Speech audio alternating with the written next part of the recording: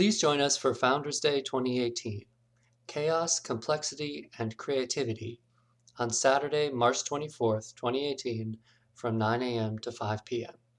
3 keynote speakers, Sam Kimball's, Richard Tarnas, and Catherine Jones, will present on topics that synthesize various possible responses to the challenging complexities of the cultural, political, and environmental chaos that currently both unites and divides humankind. For more about that and other programs, visit our website, jungchicago.org.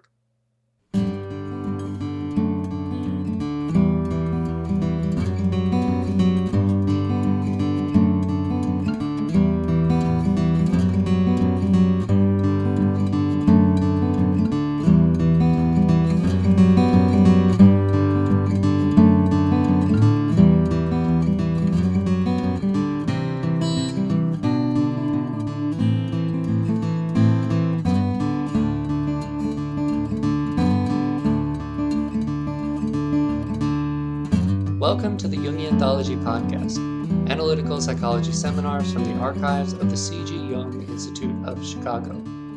The Way of the Sly One, Gurdjieff, Ouspensky, and Jung, with Ken James, Ph.D. This episode is the first session of the 5-part series, The Way of the Sly One, the psychology of our possible evolution in the writings of Gurdjieff, Ouspensky, and Jung. Most depth psychological theories look backward into the personal history of the individual in order to find the causes for neurotic symptoms, gain insight into their persistence in the present, and diminish their effects in the future. A key feature of Jungian psychology is the addition of a forward focus, a constructive, teleological emphasis on the meaning of symptoms, and the need to discover what the symptom is calling the sufferer to notice and change. This places Jung in a category of psychological practitioners who seek to promote the possible evolution of the person from present status to future transcendence. Russian spiritual teacher G.I. Gurdjieff sought to bring his students to a place of consciousness that went far beyond what was generally thought of as, quote, being awake. The core of his teaching, that humankind was unfinished and did not possess a soul, but was capable of creating one through intense inner work, created discomfort in his followers and stimulated them to find ways to break through to new levels of awareness, a method he called the Way of the Sly One. Ouspensky, Gurdjieff's foremost disciple, also taught about the possible evolution of human consciousness and provided a more systematized interpretation of Gurdjieff's teachings. Dr. James is a Jungian analyst who maintains a private practice in Chicago, Illinois. His areas of expertise include dream work and psychoanalysis, archetypal dimensions of analytic practice, divination and synchronicity, and ways to sustain the vital relationship between body, mind, and spirit. He has done postdoctoral work in music therapy, the Kabbalah, spirituality, and theology, and uses these disciplines to inform his work as a Jungian analyst. For the complete series, visit our website, jungchicago.org.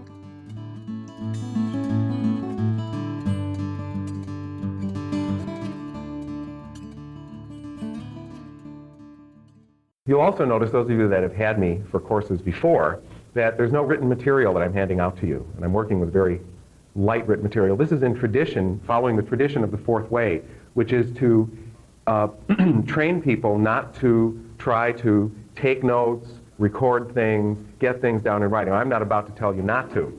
But it is interesting when you realize that, for example, one of the books, In Search of the Miraculous, Fragments of an Unknown Teaching, is the other title of this book, was put together based on recollections of Ouspensky, of the teachings of Gurdjieff, because no recording in terms of writing down during any of the meetings was permitted.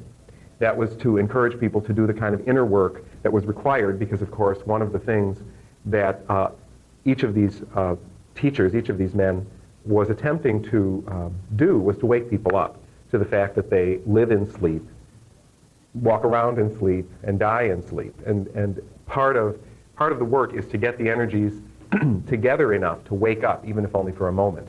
So this was real hard for me to come in here without any any writing at all. And I wasn't going to even have notes, but I just have a little bit, so it's not. Just page numbers mostly. Okay, I want to tell you about the books that are required for the class and then about some other books that I think it would be a good idea for you to get a hold of. One is In Search of the Miraculous. This is by Ouspensky. And this is, the other title of this, as I said, is Fragments of an Unknown Teaching. This is a summary of Gurdjieff's teaching, a systematic summary which Gurdjieff himself never produced. And Gurdjieff was said to have seen a manuscript of In Search of the Miraculous. And this was after Gurdjieff and Ouspensky had split, had separated, gone their separate ways. But Gurdjieff did say that this book did get the teaching down truly. So it has sort of the imprimatur of Gurdjieff. But this would be definitely not the way Gurdjieff would have taught in such a systematic fashion. Then Ouspensky's own book on the work, The Psychology of, this is his book too, but it's a summary of Gurdjieff's teaching, The Psychology of Man's Possible Evolution. I tried to make this title more politically correct when I titled the class, The Psychology of Our Possible Evolution. But these books are a product of the time in which they were written. This is a series of 5 lectures given by Ouspensky on the material in what has come to be known as the Fourth Way, and I'll explain the meaning of that term. So this book is a really remarkable summary of both the methods and teachings of Gurdjieff and Ouspensky. And then Jung's book, The Undiscovered Self. This is an earlier edition, but some of you have the newer edition, which is a series of essays that Jung wrote in the 50s that I find are remarkably similar in terms of their intent and their tone to the teachings of Gurdjieff and Ouspensky, which is why I thought it would be interesting to have a class that looked at all 3 of these in the same way. Now those books are required and they're fairly reasonable. There are a couple of books that you might want to investigate getting, one of which is even cheaper than all the books that I've asked you to buy, and the other is more expensive than all the books put together. There is a separate index put out to In Search of the Miraculous. It's an index by a British man named Anthony Blake, A.G.E. Blake. It's far more detailed than the index in the back of the book, In Search of the Miraculous. And this might be a good idea to get a hold of. I can give you the name of a mail order place that stocks these. It's called, Elizabeth Evans is the name of the proprietor. It's in California. By the Way Books. And I'll get the phone number and everything for you. It's a bookseller that deals almost exclusively in books of the Fourth Way. And that would be, it's a good one to know. And I'll Xerox some pages from our latest catalog. I think it's kind of a small-scale operation, but I've always found them to be very reputable, and they deal with both new and used books in this area. So that's indexed to In Search of the Miraculous. The other book that I really think, if you're interested and serious about studying Gurdjieff, you need to purchase, and that's All and Everything, which has the alternative title, Beelzebub's Tales to His Grandson. We talked a lot, myself and the people who run the program here at the Institute. This book costs $45. And they felt that for people who were not committed to studying it, that might be a little bit of a hefty price. Also, this isn't the kind of book that you're just going to read in however many weeks this class is going to go, 6 weeks, 8 weeks, whatever. Because, Gurdjieff is notorious for having paragraphs that actually are only 1 sentence but go on for about 3 pages. And the way it's written, you really have to do the kind of inner work that he is talking about just in order to comprehend it. Add to that the fact that when this book was first promulgated among Gurdjieff's followers, it was not in printed form. It was read aloud during the many dinners that Gurdjieff would have, during which time he would do his teaching. So when you really realize that for the early days of the existence of this manuscript, it wasn't in printed form, you could see how difficult it probably was for people to make heads or tails out of it. I'll be referring to parts of this, but it's a good book to have. Now, a little bit of editorial history here. This book was published a while back, and for a while was available in paperback by Dutton Publishers, and it went out of print.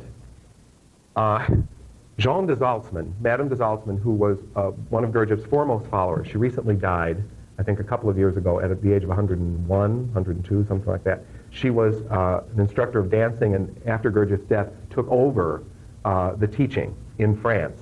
She authorized a revision of Beelzebub's Tales that's published by another publisher. It's not this book, and it is called Beelzebub's Tales to His Grandson, which is the alternate title. Two Rivers Press, which is a publishing house that that stems from a Gurdjieff group. here in the United States, got together the funding to authorize a republication of this volume, All on Everything, which is an 100% facsimile of the original volume. Now, I've read both of them and compared them to the old copies that I have, and maybe there's a sentence or two that's made a little bit clearer in the Madame de Salzmann version than in this version, and if there are, I can't find them. So, you know, they're both pretty much true to the original. The de Salzmann one the translation is $5 more, but there's some other reason why I prefer this one over the other one, and that's the pagination. There is a very large index to All and Everything that's, I think, probably going to be republished shortly. It's as big as this. But that index is keyed to the pages in this edition. So if you're going to be investing in this at all, you're probably going to, at some point, want to buy that index, too. And that's why this edition would probably be a better one to buy, because the index is keyed to this edition and not to the other one. And there's there's all kinds of political things going on between the two groups that authorize the publication. So it'll be interesting to see if I can discover any differences, or if those of you that want to buy both, and we could read it together and see if you could find what words are different. Then there's another book that you might want to purchase if you can find it, sometimes in used bookstores. This has not yet become republished, although there are enough of them out there. Psychological Exercises and Essays by A.R. Orage, O-R-A-G-E, which is a summary of just exercises that were used by Gurdjieff groups to enhance one's development of self-awareness. It starts out with simple exercises like count down from 100 to 1, just all kinds of counting exercises, and it goes to advanced exercises like, there's a paragraph of about 50 sentences, and you're supposed to read it or hear it once and then try to repeat it or come up with as much as you want. The techniques that are taught in the fourth way are techniques to develop one's awareness so that if you work diligently using the methodology, you become more and more aware of just how asleep all of us are, and especially oneself. This was not a method of self-aggrandizement, but really a method to humble oneself when one confronts the fact that for most of our lives, most of the time, we're asleep. And this, of course, is what Jung was teaching. And it's the basis of doing any kind of work, as far as I'm concerned, using Jungian teachings or any of the other teachings that we're going to cover in this class. It is really to make us aware of how asleep we are, not so that we can punish ourselves, but so that we could work very hard for moments of awakening. And there's a sort of a difficulty here when we start talking about self-awareness and being awake, and that is when you talk about it, for a moment, you become awake. And so it's hard to believe that most of the time you're asleep. So it's been helpful to me in the course of the day to wake up occasionally, if that's granted to me, and realize how asleep I've been. Put me behind the wheel of my car, and unless I'm sitting on a bear trap, I fall asleep. And I'll go from wherever I'm starting out to wherever I end up, and I'll get out of the car and I'll think, no, where was I?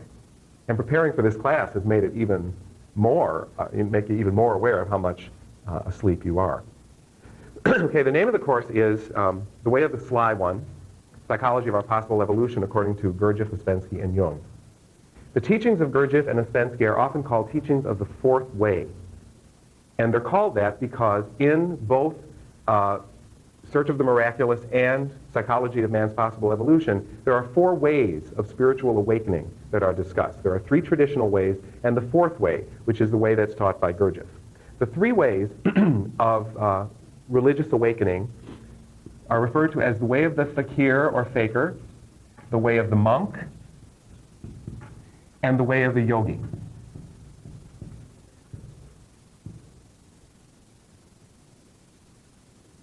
Now, the way of the fakir is the way that relies on the physical body.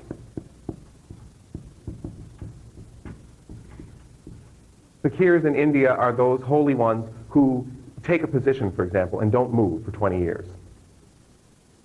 Or undergo tremendous physical austerities in order to achieve moments of awakening.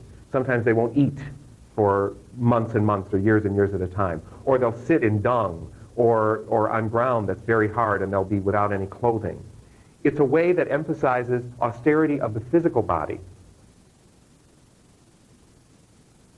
The way of the monk is a way that develops based on an emotional response to the divine. So the fakir works through the physical body, the monk works through the emotional aspect of the human being and strives for devotion, especially devotion of love and feeling toward whatever is considered the God or the divine source. And the yogi is intellectual. It seeks to understand. It seeks to engage in practices that lead to an ever deeper awareness on a cognitive level of the source or the Godhead, if you will. Now, Gurdjieff and Ouspensky refer to the way of the fakir as the first way, the way of the monk as the second way, and the way of the yogi as the third way. But each of these ways requires that we leave our ordinary life and go into a place or state of living that is apart from our ordinary way of life. So that each of these will lead to enlightenment if practiced diligently and sincerely. There's no doubt of that. But the difficulty with each of these is that it requires a complete separation of the one who practices it from one's daily life. So in fact, if awakening is achieved, and there's every possibility in each of these ways that it will be achieved, it's achieved apart from the collective. And the question of integrating back into the collective usually isn't even considered.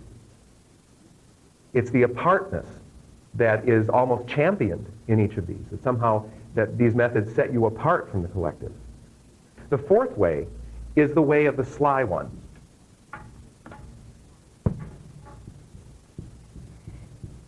And the fourth way, the way of the Sly One, works on the body, the emotions, and the intellect simultaneously within one's own life.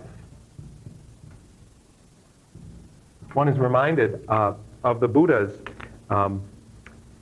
teaching that in this very life, enlightenment can be achieved. The way of the Sly One uses all of these methods and attempts to integrate them in the life that we are living now. Now, these three ways, the way of the fakir, the way of the monk, and the way of the yogi, point to different centers that we have. And this is another teaching of Gurdjieff and Ouspensky, the teaching about centers. We have a center that directs the movements of our body, our physical body, and that's called the moving center. And the way of the fakir is a way that emphasizes moving center. The way of the monk is a way that emphasizes emotional center or feeling center. And the way of the yogi is the way that emphasizes the intellectual center. And each of us, here's where we get into a little bit of typology, each of us has a particular affinity for either the moving center, the emotional center, or the intellectual center. And so all of us at, kind of at the start of our quest for inner awareness and awakening are either man number one, man number two, or man number three. Man number one is a man whose center of gravity, or whose most familiar center, is the moving center, which is the center that governs the physical body. Man number two is a man whose center of gravity, or most comfortable center, is the emotional center. And that covers emotional responses to life. And man number three is a person who is centered in the intellectual center. And we all generally fall into one of those three categories according to Gurdjieff's teaching. The way of the Sly One seeks to move us from the level of, I'll use man, but it could be man or woman, man number 1, 2, or 3, to what is called in the work man number 4, which is a transitional state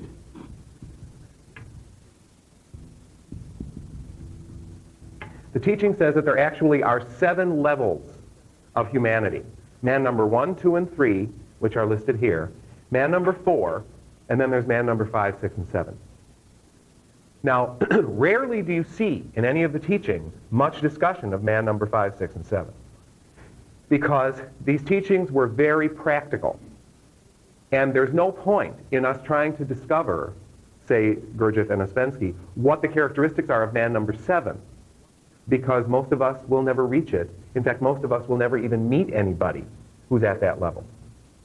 There were no claims made by either Gurdjieff or Ouspensky themselves to be man number 7. Now, there was a lot of projection of that, of course, from the followers of these people, just as there were a lot of projections onto Jung. And so people are scandalized when we hear about Jung's private life, just as people were scandalized when they heard about Gurdjieff's private life. Ouspensky's private life seems to have been pretty conventional, but then he was a mathematician. And I can say that because so was I. See, I'm not, casting stones without knowing what I'm talking about. I'm not anymore, but those were calm years. Anyway. But people were shocked when they discovered, sort of the secret life that Jung led, and everyone's scandalized by it. Well, Jung really didn't make a whole lot of claims for himself as being this great, enlightened, all-conscious being. Neither did Gurdjieff or Ouspensky, but all three of them did permit and sometimes contribute to a sort of an aura of mystery about them. So there's a little bit of trickster, I think, in all of these people. But most of the work teaching centers on man number 4, the transitional state, because all of the work seeks to bring us to the point where we are at the level of man number 4. Now, most of this is found in the book In Search of the Miraculous. And the teaching on the way of the Sly One, or the 4th way, is found on page 48 to 50. And I just want to read a few lines from the book. The 4th way, it says, requires no retirement into the desert, does not require one to give up and renounce everything by which one formerly lived. The 4th way begins much further on than the way of the yogi. This means that a person must be prepared for the 4th way, and this preparation must be acquired in ordinary life and be a very serious one, embracing many different sides. Furthermore, a person must be living in conditions favorable for work on the 4th way, or in any case, conditions which do not render it impossible. It must be understood that both in the inner and in the external life of a person there may be conditions which create insuperable barriers to the 4th way. Furthermore, the 4th way has no definite forms like the way of the fakir, the monk, and the yogi. And first of all, it has to be found. This is the first test. It is not as well known as the 3 traditional ways.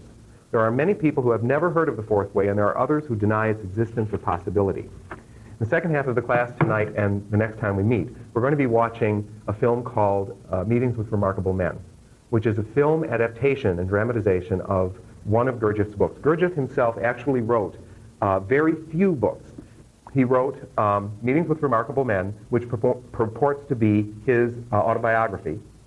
He wrote All and Everything, Beelzebub's Tales to his grandson. He wrote The Herald of Coming Good, which was a little pamphlet that was circulated in the United States prior to Gurdjieff making his first tour of the United States in an attempt to get money, which was another scandalous thing about Gurdjieff. He seemed to want people to pay exorbitant amounts of money. But subsequent research has shown that he also provided charity to people who wanted to work with him but couldn't pay. So he would sort of soak the rich to get enough money to cover the people that couldn't pay. He also wrote a book, an unfinished book called Life is Real Only Then When I Am, which is very enigmatic. It ends with an unfinished sentence. And I'll bring it in one of the nights of the class, but the sentence is something like, and so the thing we must do to achieve full awakening is, then it ends. Now, of course, we're told that it ends because either he died before he could finish it, or, the final pages were lost, but I don't know. I think that that's probably, it ends exactly the way it's supposed to end. So we have Beelzebub's Tales, Herald of Coming Good, Tales of Remarkable, and then there's early talks of Gurdjieff. There's a collection of early talks of Gurdjieff that really isn't written by Gurdjieff. It's a summary of notes taken in classes, not in classes, but after classes that people remembered of Gurdjieff's teachings. And unfortunately, when I tried to pick a text for this course and I wanted to get one written by Gurdjieff, there was the All and Everything, which cost about $50, and all the others seem to be out of print. I do think that the By the Way Books has copies if you're interested, and I think that's just a good... She also carries a lot of books that people interested in Jungiana would like, but she really deals with a lot of rare or used books too, so it's a good resource. But that's about it from Gurdjieff's pen. Ouspensky has several books that he wrote before he met and worked with Gurdjieff, Tertium Organum, which is an early work of his on the 4th dimension. and on a new way of thinking. That's a not Gurdjieff book. Psychology of Man's Possible Evolution, which is a summary of Gurdjieff's teaching. Search of the Miraculous, which is a summary of Gurdjieff's teaching. And there's one other, whose name escapes me, A New Model of the Universe, which is Ouspensky's attempt to put together a way of conceiving of human life within the cosmos. And that was written when he wasn't yet a student of Gurdjieff, but I think he may have known a little bit about Gurdjieff's teaching. And then, of course, Jung, in contrast to these two gentlemen, wrote a lot. And we have a lot of his writings. So, now, what are the methods used in the fourth way? It's enough to say that the way of the Sly One seeks to embed us in our everyday life, in our daily life, and tries to get us to awaken within that life. Let's look at some of the methods and some of the assumptions or basic teachings of the fourth way.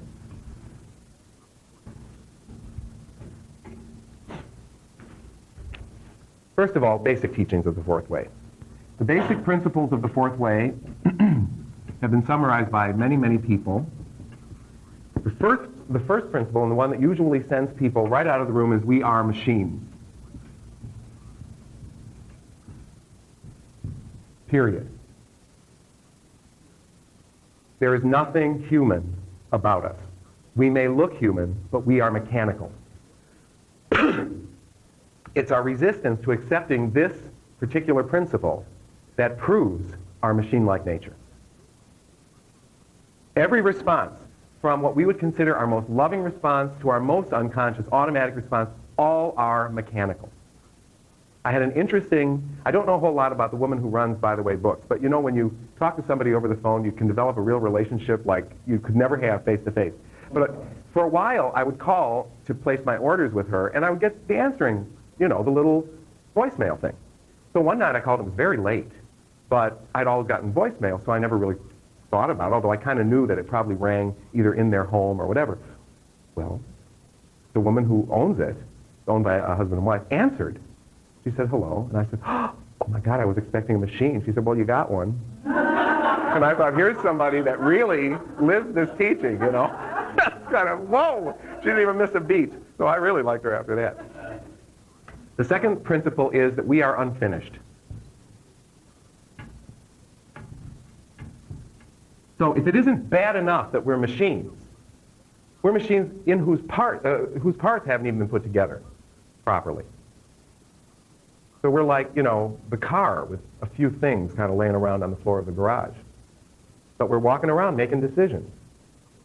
One of the chapters in All and Everything, Beelzebub's Tales to His Grandson, that I hope we can get to, I'm going to see if I can find a way to duplicate it, is a chapter called The Terror of the Situation, which is just about this very thing, that we are machines and we are unfinished, and there are people who are machines who are unfinished, who are operating on our bodies, teaching our children, running our government, you know, repairing our plumbing and electricity, or all of the jobs that all of us do. You know, doing analysis on people, running companies, you know, being attorneys, being whatever, in our sleep most of the time, or in our machine-like state. A third principle is that we have the chance to stop being machines.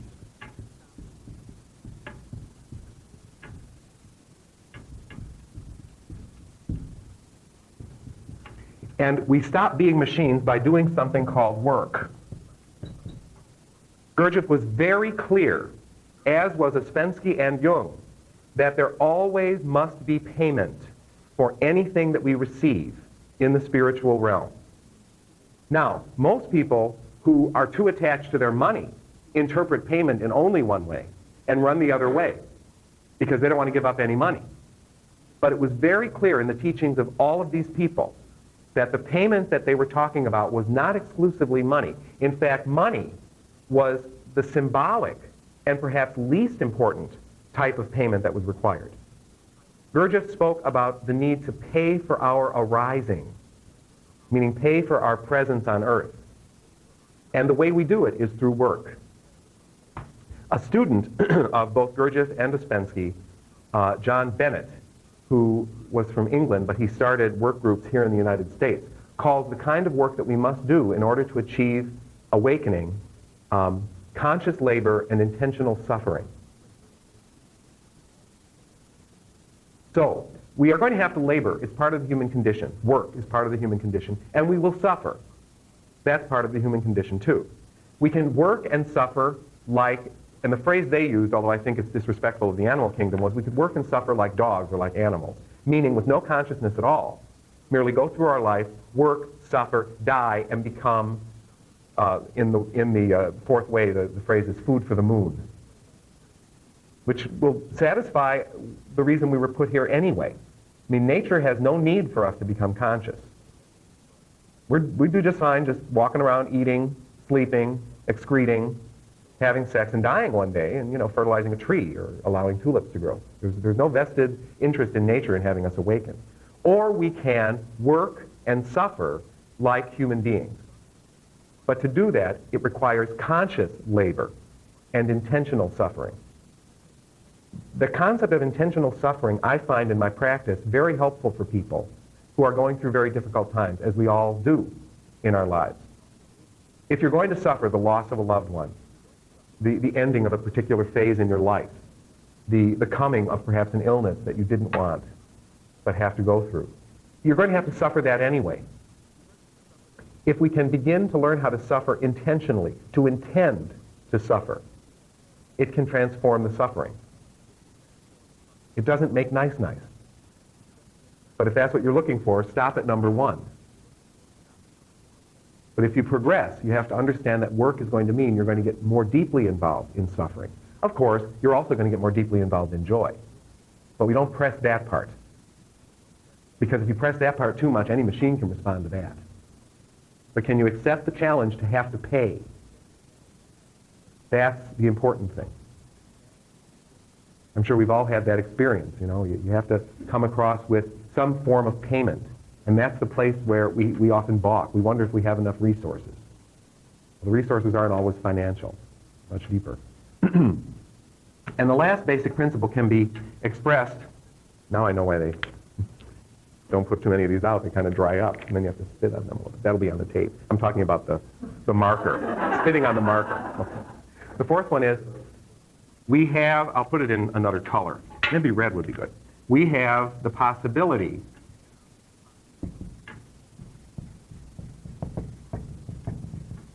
of creating a soul.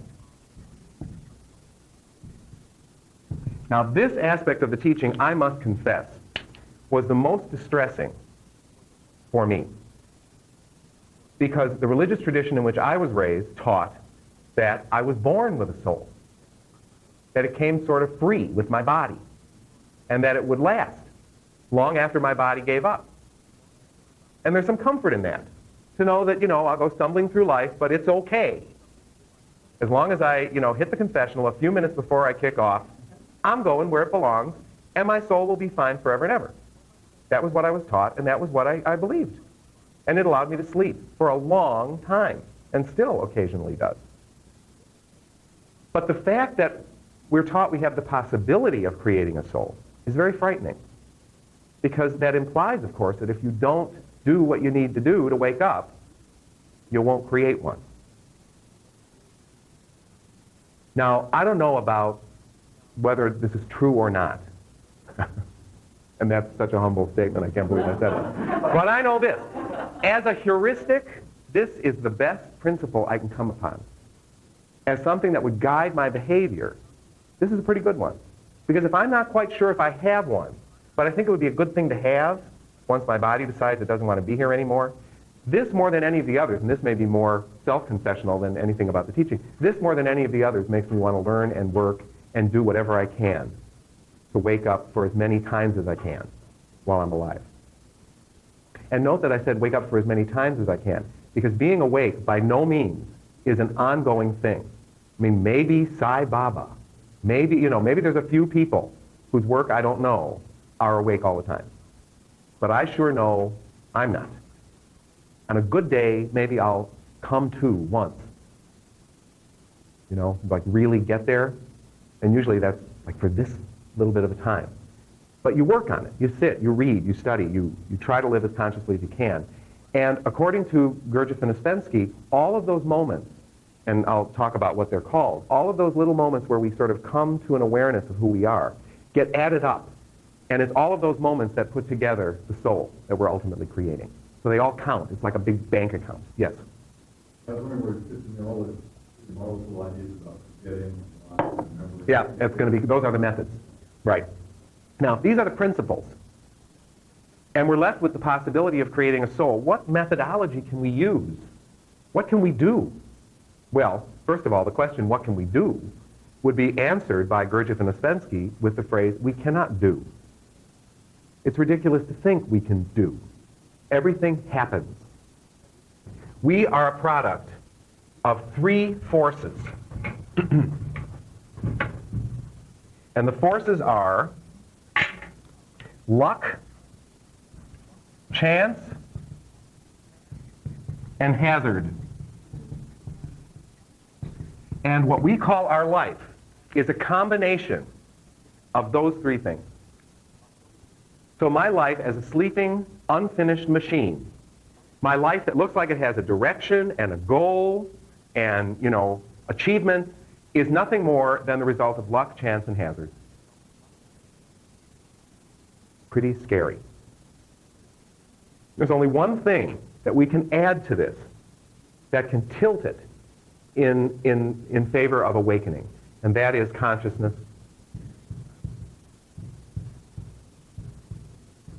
And that's why in all these teachings, Gurdjieff, Ouspensky, and Jung, consciousness is the most important thing. Because that is the only tool we have to counteract the effects of luck, chance, and hazard. Luck, chance, and hazard are always all over the place. Surely you must have had the experience of being in the right place at the right time, or the wrong place at the wrong time. Yes? If you use the products of luck, chance, and hazard properly, consciousness can be distilled from it. That's exactly right. And that's in the teaching, person only comes to the fourth way because they discover it. Right. It's the same mystery for me. It's, how does somebody become conscious? How does somebody decide to stop a series of the paradigm of grace is just as good as anything to, it names something that's a mysterious movement that we really can't connect with. So how do we foster consciousness? Well, the first way is self-observation. This can be done by yourself, or it can be done in pairs or in small groups.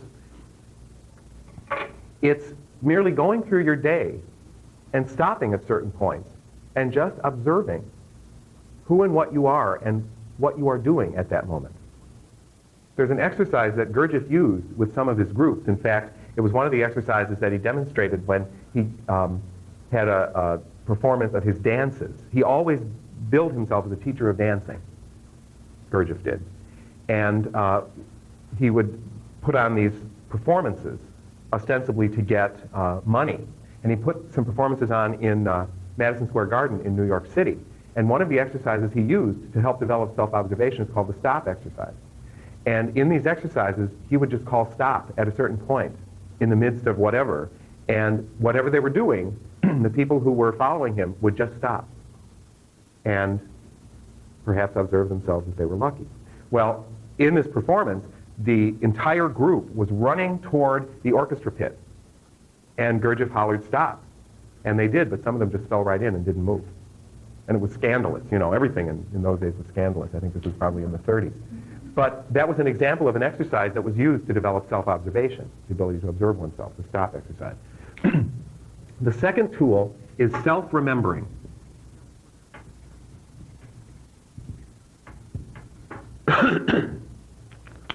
Self-remembering is the capacity to be as aware of oneself as one is of the outer world. So, if this is the so-called outer world and this is the inner world, self-remembering is consciousness that has two faces, that is able to be fully occupied in what the outer world is presenting and also aware of one's presence in the outer world. Now, self-remembering can be accomplished using any or all of the centers moving center, feeling center, thinking center. Ideally, self-remembering would be accomplished by using all the centers.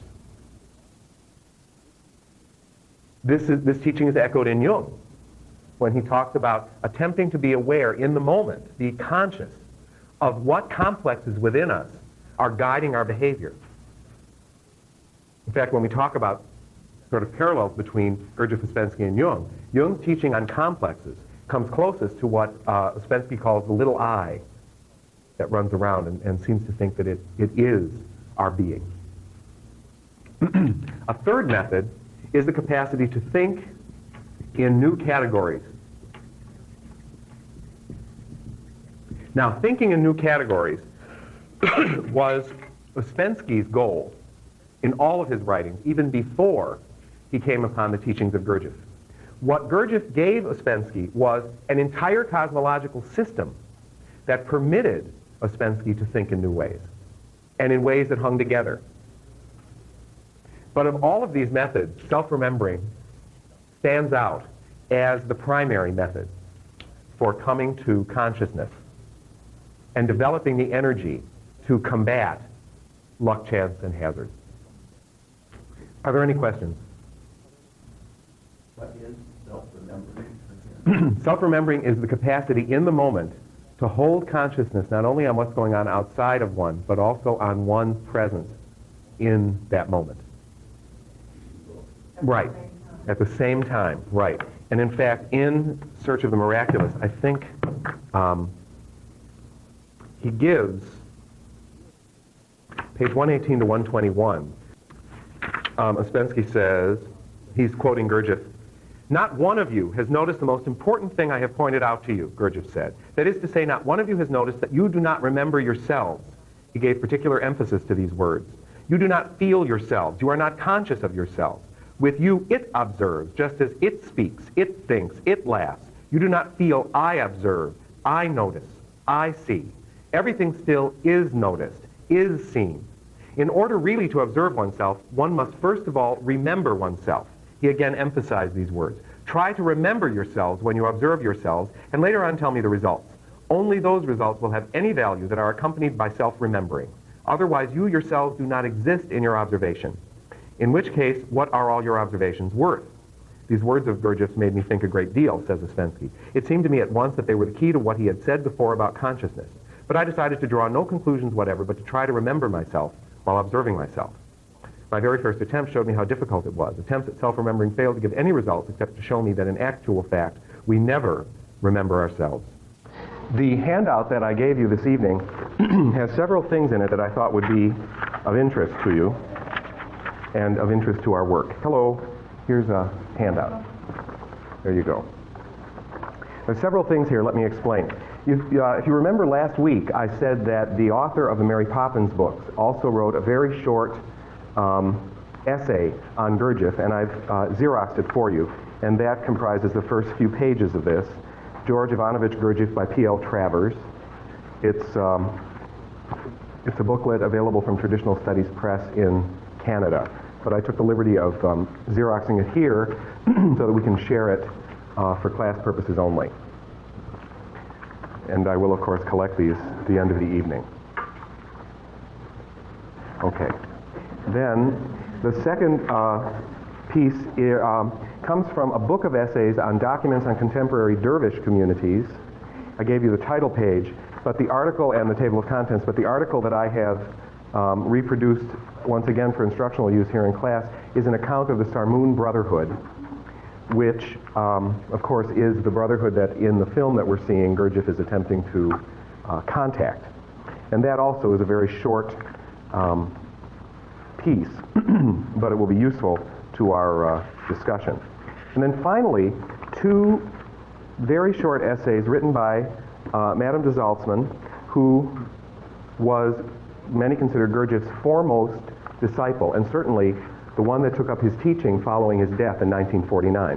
And there's a volume published by Continuum Press called Gurdjieff, Essays and Reflections on the Man and His Teaching. And the first two very short essays in this book are these essays by Madame de Zaltzman, who lived 101 years. So kind of makes you wonder, maybe this is something we should study in earnest here. and apparently was quite healthy up till the end. So I thought that those would be pieces that we could spend some time with if there is some time. But I did want to point out a few items in the P.L. Travers essay that really, for me, summarize a great deal of Gurdjieff's philosophy.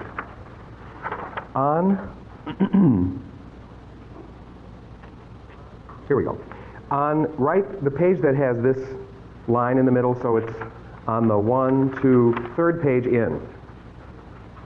Beginning of this page, his impact was tremendous. It was clear that he had come not to bring peace, but a special kind of inner warfare, and that his mission in life was to destroy men's complacency and make them aware of their limitations. Only by such means, by what he called conscious labors and intentional suffering, was it possible to bring about their inner development. That phrase, conscious labor and intentional suffering, is an important one for understanding the efforts that are required in fourth way work. And I also think the efforts that are required in Jungian work. Because what it says, the adjectives in that phrase are very important. Conscious labors and intentional suffering. There is nothing in our life that says we will not have to labor, and there's nothing in our life that says we will not have to suffer. Those are givens of the human state.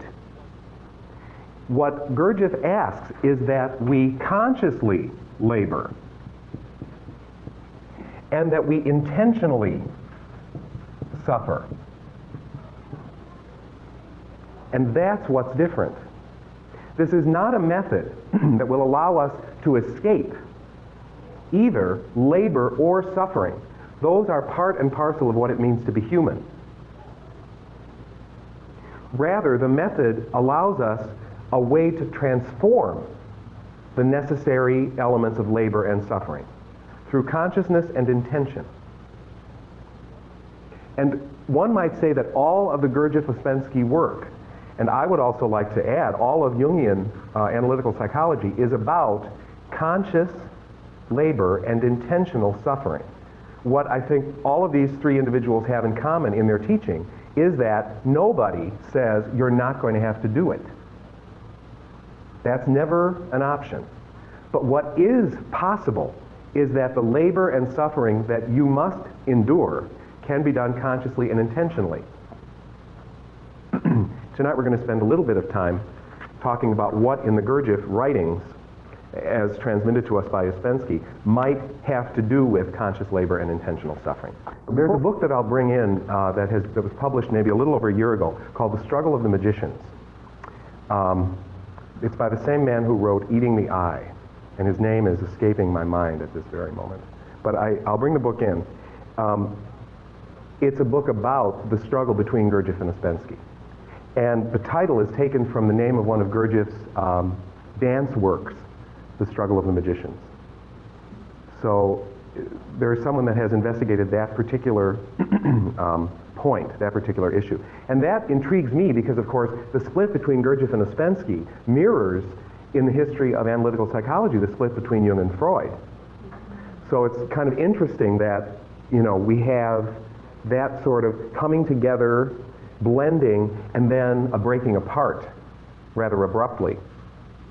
And it really was never fully mended, the split between Gurdjieff and Ouspensky. And there were times when people who were following one group were forbidden from associating with people who followed the other. It was fairly, there was a lot of asperity between the two groups. And that, of course, mirrors the difference between Jung and Freud and the people who followed one versus the other. So that's kind of interesting. There are a few books that do present that, at least from the point of view of the Ouspensky groups. There's a book by Ouspensky called The Fourth Way, which is a series of question-answer sessions taken from these group meetings. There's also two other books that have been published by Ouspensky, A Record of Meetings and A Further Record. By the end of class, we'll have a whole list of books about these people, and these are three by Ouspensky. There are also some books published by followers of Gurdjieff that try to describe his meetings, which usually occurred around dinner. There's a book by Rena Hans called The Diary of Madame Ego Poursuite, which is French for sewer for sweets, which was the nickname that she was given by Gurdjieff, where she describes the toast to the idiots that he used to use at his dinners. So I think what makes the teaching groups difficult to describe is the fact that they were very organic and didn't seem to have an agenda based on the person who was supposedly in charge. For example, in some of the later groups that Gurdjieff ran in Paris, he would just have someone read a chapter from Beelzebub's Tales to his grandson, and that was it. And then people would ask questions or not, depending on what was happening to them. But those three books by Ouspensky will give you, the fourth way is readily available, I think, and that'll give you an example of what goes on at the groups, which is pretty non-remarkable. One thing that he did call people on rather regularly was asking questions that he called formatory, that didn't really come from an active participation in one of the three centers, the moving, the emotional, or the thinking center. The formatory question was part of formatory center, which is, a center that just acts like an automaton. This would be a kind of question that would be asked, for example, to boost your persona up in the face of your group mates. That would be a formatory question, as opposed to a question that really mattered. Yeah. My goal in this is to get people to be thinking about these three writers and attempt to not necessarily blend or reduce one school of thought to another, but it has always struck me that there are similarities in method and results, although not necessarily in terminology, between Jung and Gurdjieff and Ouspensky. I think that all three of these people were trying to bring those that followed them to the same place, to the same understanding, but they did it in different ways. So that's my goal. I think that the writings of Gurdjieff and Ouspensky for too long have been housed over here in kind of the esoteric section of the bookstores and not placed where I think they belong, which is on the shelves of psychology and theology. As Jung also. I think Jung spends too much time just on the psychology shelf. I think he needs to be brought over to the esoteric shelf and the religion shelf, because I think that there's something there in all of those fields. But that really is my goal. And I think when you start to interact with these ideas, it can't help but awaken something in you, what Gurdjieff called magnetic center. That when you begin to look at these ideas and consider them deeply, something happens, and Jung, of course, would call this the awakening of synchronistic moments. Something happens, and all of a sudden things start happening to you that bring more of what you need to grow in this direction spontaneously. In Jungian psychology, we're trained to look at synchronicities. Well, that's no different than establishing a magnetic center in Gurdjieff and Ouspensky terminology, a part of you that then draws to you experiences that move you more quickly along the path. And psychologically, of course, synchronicities occur when something is emerging from the deep unconscious and is ready to be considered by the ego. And it's one of many ways that the ego has one of many ways that psyche has of presenting the ego with what the ego needs in order to progress. There's projection, there's somatizing, that whole list that we talk about. Those are nothing more than the phenomena that occur when, in Gurdjieff and Ouspensky terms, we establish magnetic center within ourselves. So what I would also like, my fundamental training, my training before I got into this business, when I was still an honest man, was mathematics, which for me was great because it moved you beneath all of the accidents down to the substance. And that sort of is what guides me as I read these people and I think, I kind of know what they're talking about, and they're using different terms, but the reality underlying those terms is what pulls me. Arithmetical mean? Mm-hmm. What that is? It's just the mean, the average. Yeah. If you could find that reference exactly, I can expand on it. The question is on the arithmetical mean.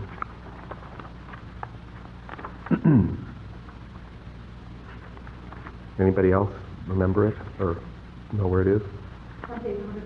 Okay.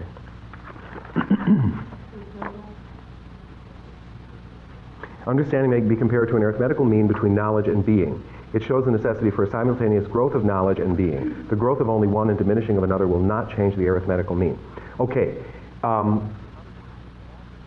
In other words, the average of one's knowledge and being comes out as understanding, which is the arithmetical mean or average of these two. And if I increase my knowledge, but my being goes down.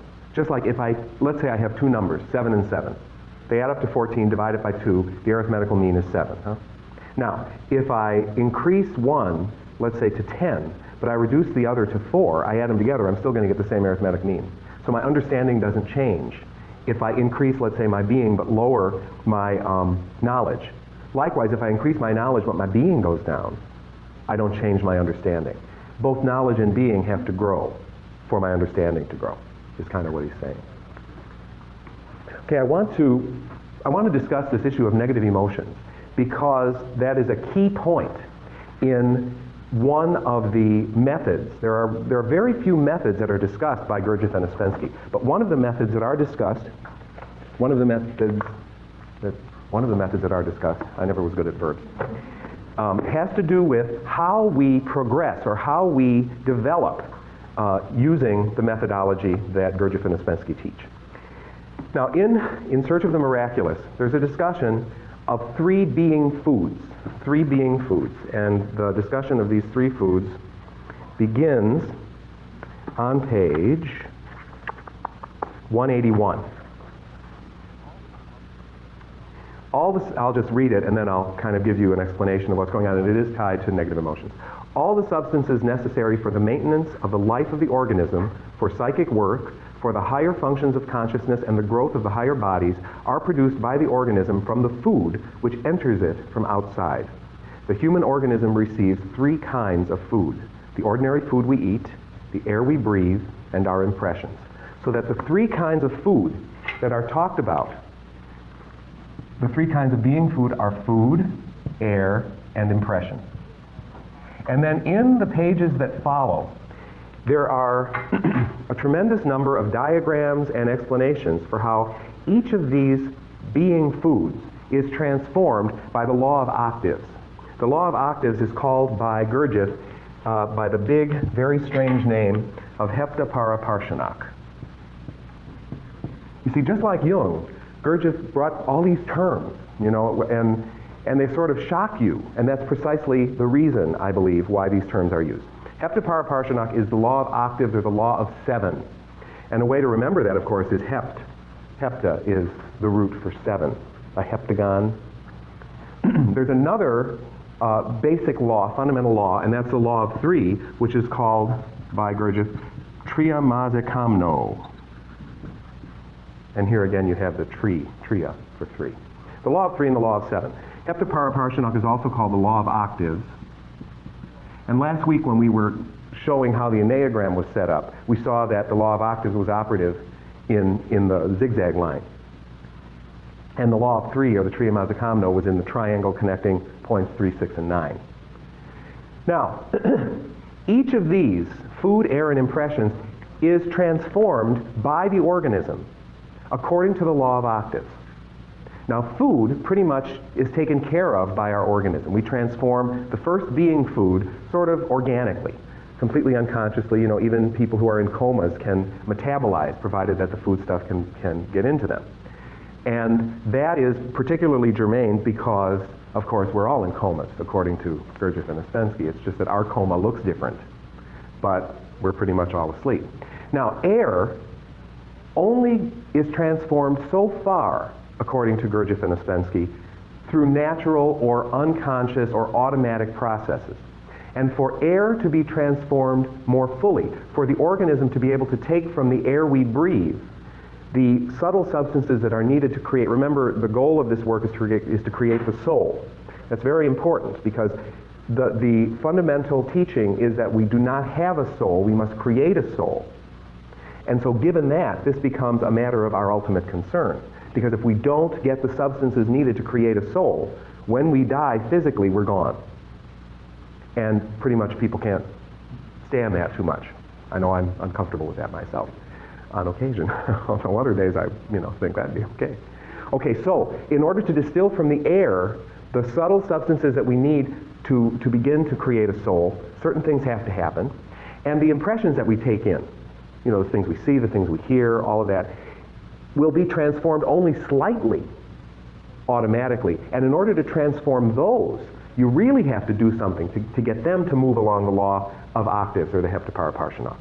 Now what's needed to transform, what's needed to transform food, the more subtle elements of food, certainly of air and definitely of impressions, to move them along their own octaves. Each of these develops according to an octave, do, re, mi, fa, sol, la, ti.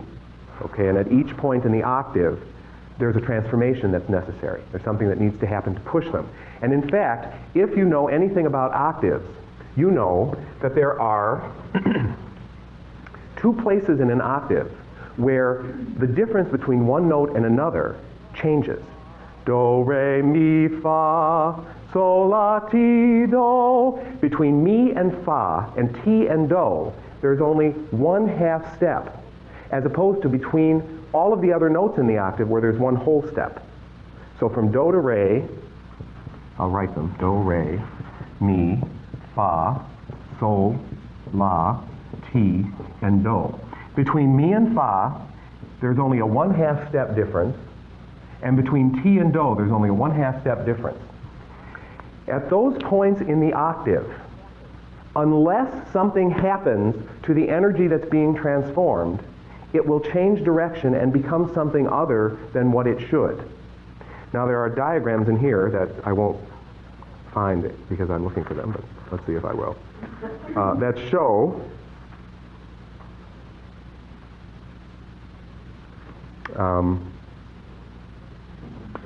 is it 127? Yes, right. Thank you. Page 127, 128. You see that if everything were progressing as we wanted, this octave should just go do, re, mi, fa, sol, la, si in a line, because that's what we want, the line being the symbol of the kind of development that we want. But because of the discontinuity or the peculiarity in the octave between mi and fa, it diverts a little bit. And then again between, now si or ti are the same, okay, depending on, we say sol, la, ti, do, and in some, especially in Europe, they go sol, la, si, do, so don't be misled by that. Si and ti are the same. Between si and the next do, there's again only a 1/2 jump, and if something doesn't come in to move that forward, it changes again, so that what would happen is instead of this nice straight line that should take us nicely on evolution, which is the whole point of the law of 7, these little discontinuities in the octave cause development to fold back on itself, and this is a wonderful example of what we in analytical psychology call the repetition compulsion. I'm really developing, shit, I'm right where I started. I'm really developing, oh no, I thought I changed, but I'm not, but I'll do it again. But it's inherent in the law of octaves that should happen, unless at these points something else comes in to move the work forward. And what is supposed to come in at these points are called by Gurdjieff and Ouspensky, oh yeah, I thought that was red. Look at that, it has a red cover and everything, but it's not. Well, then that means maybe, no, give it a week and it'll transform. See, this is all, okay. What happens here is that there needs to be a shock applied to the system. And the same thing here. In order to keep it going the way it ought to, there needs to be another shock. Now, much has been written on the first conscious shock. And the first conscious shock is called in the work self-remembering.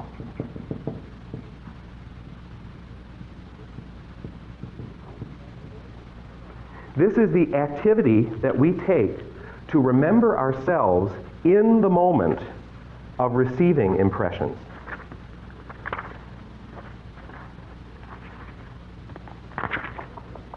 Here we go. I'm on page 188. There is, however, a possibility of increasing the output, that is, of enabling the air octave and the impression octave to develop further. For this purpose, it is necessary to create a special kind of artificial shock at the point where the beginning of the third octave is arrested. This means that the artificial shock must be applied to the note Do 48. Don't worry too much about that.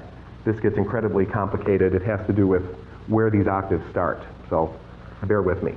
But what is meant by an artificial shock? It is connected with the moment of the reception of an impression. The note Do 48 designates the moment when an impression enters our consciousness.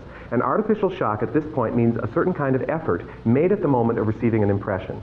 It has been explained before that in ordinary conditions of life we do not remember ourselves. We do not remember, that is, we do not feel ourselves, are not aware of ourselves at the moment of perception, of an emotion, of a thought, or of an action. And the point that he goes on to make in this paragraph is that The first conscious shock is self-remembering. That if we can train ourselves to remember ourselves in the moment of receiving an impression, that activity provides the shock needed to move the octave along without having that divergence or the change in direction. The second conscious shock is a little bit trickier, and many people have written about what it might be. And it isn't clear exactly what it is from the writings, but on page 191 of In Search of the Miraculous, Ouspensky does talk about it, and this is connected with your question about negative emotions. For the two octaves to develop further, a second conscious shock is needed at a certain point in the machine, which is us. A new conscious effort is necessary which will enable the two octaves to continue their development. The nature of this effort demands special study. From the point of view of the general work of the machine, it can be said in general that this effort is connected with the emotional life, that it is a special kind of influence over one's emotions.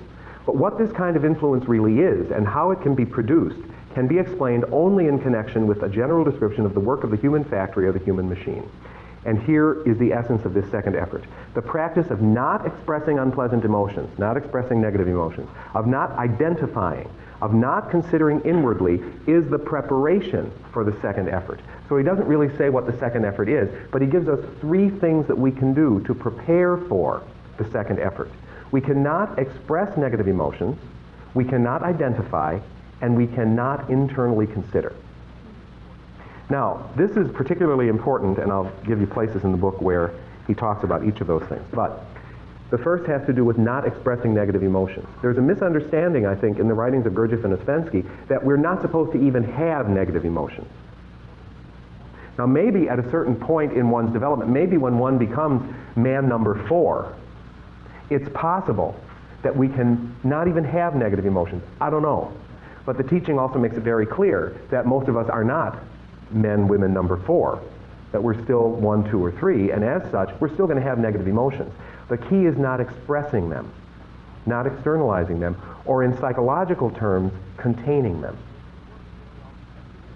When we work very often analytically, and we come upon an issue where someone all of a sudden is seeing for the first time the manipulation of a good friend or a family member, how they've been sort of pushed around all their lives very subtly by someone who uses passive-aggressive tactics or who knows what.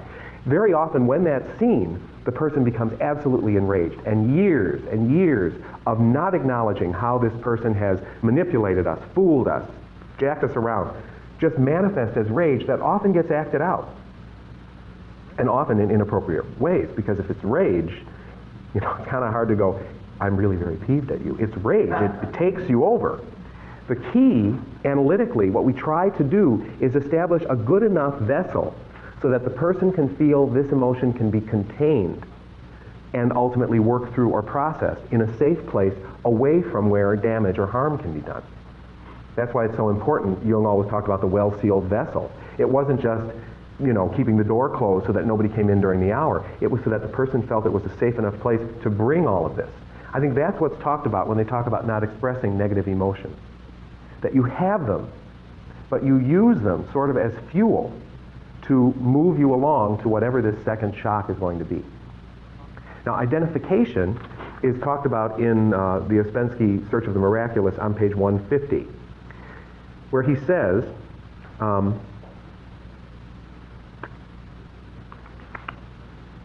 and this is in connection with self-remembering, and this deprives man's views and opinions of any stability and precision. A man does not remember what he has thought or what he has said, and he does not remember how he thought or how he spoke.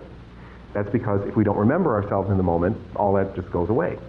This in its turn is connected with one of the fundamental characteristics of man's attitude toward himself and to all his surroundings, namely his constant identification with what at a given moment has attracted his attention, his thoughts or his desires, and his imagination. Identification is so common a quality that for purposes of observation it is difficult to separate it from everything else. Man is always in a state of identification, only the object of identification changes. The dynamic here is that whatever I'm involved in, a part of me goes out into the object, and I lose my identity and become totally identified with that object. Now this works in harmony with Jung's idea of extroversion and introversion, because an extrovert would then become identified with an object in the environment. The introvert would become identified with the internal state that the presence of that object, remember object here can be an event too, it doesn't have to be a thing, the introvert would become identified internally with whatever state was aroused by the presence of that object. But either way we identify, and there's no separation of who I am from this event or this object. And that state of identification sweeps us away. It's sort of like being caught in a complex. We simply can't break free because we're not there. Something else has pushed us aside, and we're sort of dancing around, but the person that we say we are isn't there anymore. Something else is in its place. That's the state of identification. The third recommendation to sort of foster this second conscious shock has to do with internal considering. And there are two kinds of considering that Ouspensky and Gurdjieff talked about. One is internal considering, and the other is external considering. And the one that is considered the kind of considering that hampers our growth is internal considering. Internal considering is when I experience something and I relate it completely to me, what they did to me, what this means to me. You know, how dare the Serbs do what they're doing and wherever it is they're doing it, because that destroys my ability to eat my breakfast. You know? Because this is bothering me. I mean, it can get to that proportion. There are several different kinds of considering. This is on page 151. On the most prevalent occasions, a man is identified with what others think about him, how they treat him, what attitude they show toward him. He always thinks that people do not value him enough, are not sufficiently polite and courteous, and all this torments him, makes him think and suspect and lose an immense amount of energy on guesswork, on suppositions, develops in him a distrustful and hostile attitude toward people, how somebody looked at him, what somebody thought of him, what somebody said of him, all this acquires for him an immense significance. And he considers not only separate persons, but society and historically constituted conditions. Everything that displeases such a man seems to him to be unjust, illegal, wrong, and illogical. And the point of departure for his judgment is always that these things can and should be changed. Injustice is one of the words in which very often considering hides itself. When a man has convinced himself that he is indignant with some injustice, then for him to stop considering would mean reconciling himself to injustice. Then there are people who are able to consider not only injustice or the failure of others to value them enough, but who are able to consider, for example, the weather. Now, this makes me think.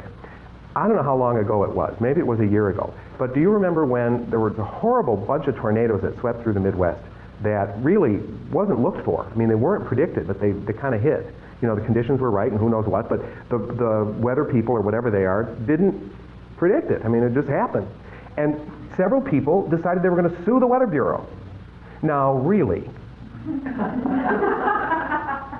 That's an example of internal considering. How dare this tornado happen and we're not given warning? You know, gosh, I guess maybe it means you're insignificant to the cosmos. What do you know? You know?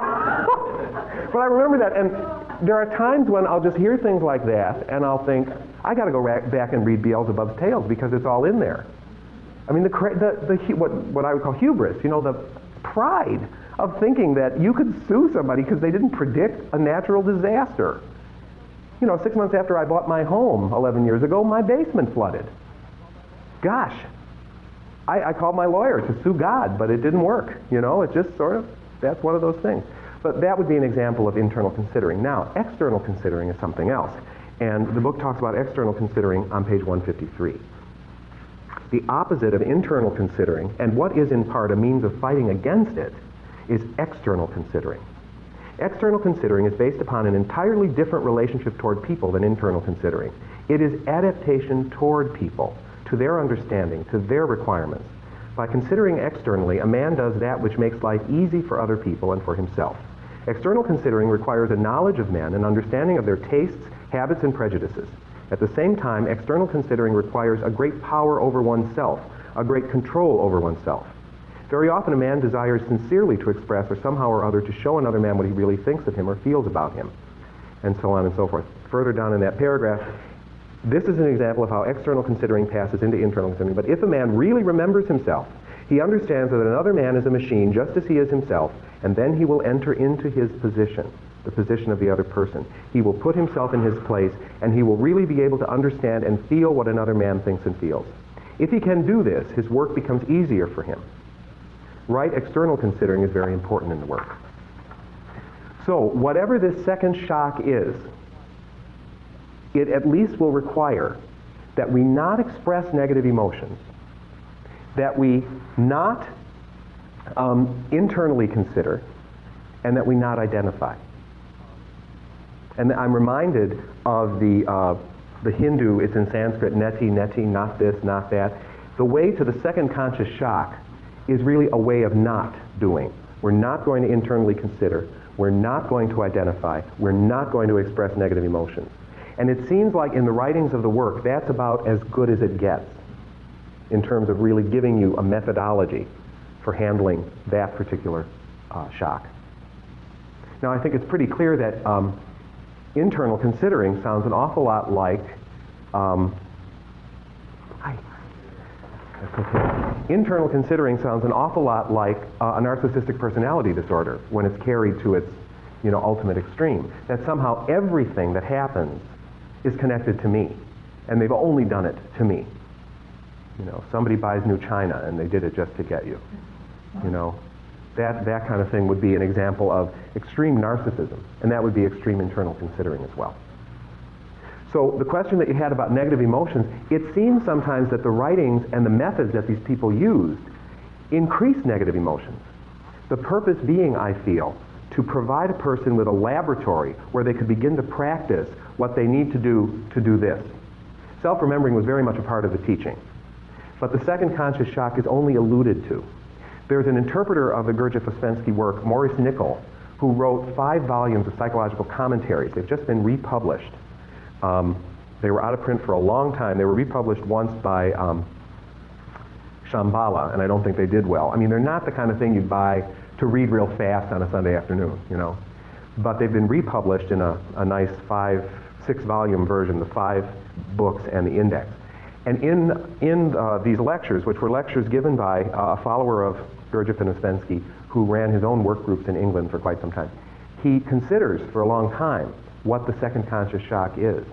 And it's pretty clear from his writing that nothing specifically was given. The essence of it wasn't specifically given, but there were hints, there were pointers, which in any mystical teaching really is germane, because nobody could take that step for you. That's a step that you have to take yourself. It's like in the Divine Comedy. At a certain point, Virgil drops out. Dante's on his own. And in analytical psychology, it's the same thing. The analyst or the friend with whom you share dreams or your journal or whatever, everything you read can only take you so far. But there's a point where you have to cross it yourself. You have to do it yourself. The same is in the teaching of the Kabbalah, which a colleague of mine is teaching tonight in the class next door, but I'll run the risk of talking about it in here. There's a point in the Kabbalah where to get from the lower Sephiroth, the 7 lower ones, to the upper 3, you have to cross the hidden 11th Sephira, which is Da'at. And that crossing is called the abyss. There's a point where you just have to do it. There's no connection. There's no guide. There's just the doing of it. And I think that's what's happening at this second conscious shock. Because it's the one that begins the next octave, too. Because to go from T to the next Do, you're beginning another octave. So that step has to be taken by each person in their own way, because my way is not going to be your way. But there are sort of ways that we could try to generate the energy we need. Yes? I think that was one of the things that struck me just kind of in a very strong way. He was talking, I forget what part of the miracles on the different identities one has, which is what persona and whatnot. He says there's a time when you're caught off balance and you're between identities. And it's that brief second in between you found that identity, you work at it, and you go, aha, and that's the reaction. Right. It's like the Zen koan, show me your face before you were born. Aha. What does that mean? The face before this persona that I now wear was born. Who is that? And I think you're right. It's that space in between those little eyes. That picture in here. I love the picture of the circle with all the eyes. It almost looks like a fly eye, This one. That's our situation. And we say I. And because we have that word and because we have a body, we imagine that we're whole, that we're a unity. And so when I say I like coffee, I like tea, I like this, I like that, we think that it's the same I that's talking all the time. And clearly it's not, because we contradict ourselves. And the whole idea that we call it a contradiction implies that we think we're whole. We would never say that we contradict ourselves if actually there were 7 people standing here. Wouldn't be a contradiction. It would just, oh, well, that one likes this, that one likes that, you know. If I like chocolate ice cream and you like vanilla, no one's going to say we're contradicting each other. We're two different people. Well, we're a lot more than two different people, is the whole point of this teaching. And the way I put it, you know, the I that makes the appointment 1 month down the road is not necessarily the I that has to fulfill it. So the morning that comes that you have to do what the one I said you would do, and you're going, I don't want to do this. I hate this person. I hate this event. I don't want to do it. Well, but I said I would, but now I don't want to. Oh my God. And well, because the I that said you would, or in Jungian terms, the complex that said you would, is not the complex that now feels it has to fulfill it. And so there's a tremendous pull that we experience inside ourselves. Okay, yes? It's the idea that if we, yes, precisely, if we can remain present, go ahead. He doesn't need you to prove that you are not. The real thing is to realize it's not a stable thing. Right. Right. See, if we work on self-remembering, and see, here's where I think Jung's notion of the self, of course, this isn't in the Ouspensky Gurdjieff writings, but self-remembering, if my ego, that is so easily swept away by this, that, and the other thing, can remember the self as much as possible, then all of the many contradictions cease to be puzzling. They just become facts, and I won't run away from them. Because the only thing that gives me coherence, the only thing in my personality from a Jungian perspective that gives me unity is the self.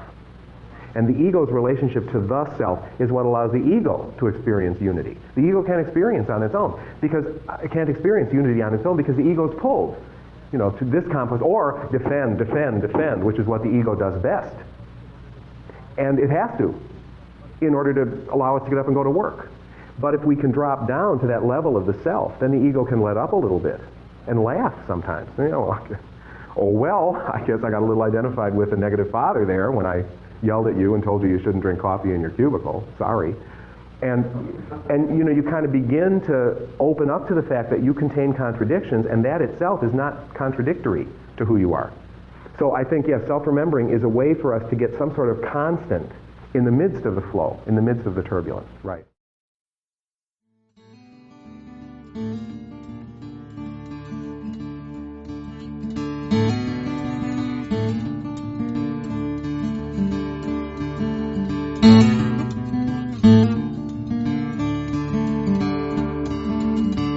This podcast is distributed under a Creative Commons Attribution, Non-Commercial, No Derivatives license. Share it all you like as long as you maintain the attribution to the speaker, but please do not change it or sell it. If you like this episode, tell your friends about us or leave us a review on iTunes. For more information about classes, training programs, videos, audio, this podcast, or to find a Jungian analyst near you, visit our website, www.jungchicago.org.